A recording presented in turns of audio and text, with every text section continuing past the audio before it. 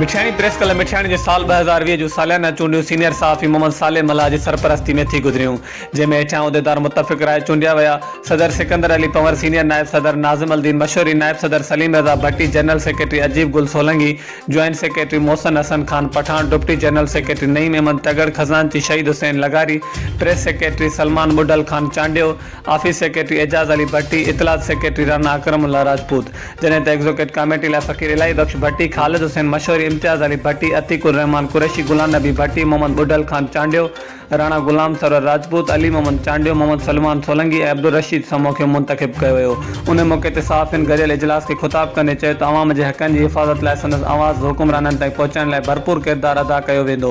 शहरियुनि जे बुनियादी हक़नि जे लाइ हासिलात लाइ पिणु पतोड़ियो वेंदो। उन मौक़े ते मिठियाणी शहर में गैस ऐं बिजली जे लाइ लोड शेडिंग ख़िलाफ़ मज़ामती ठहराए मंज़ूर कयो वियो ऐं शहर में बिजली गैस जी बहाली लाइ जदोजहद शुरू करण जो पिणु ऐलान कयो वियो। आख़िर में सभिनी सहाफ़ियुनि शहर में अमन ऐं शांती जी पचार लाइ दुआ पिणु घुरी वई।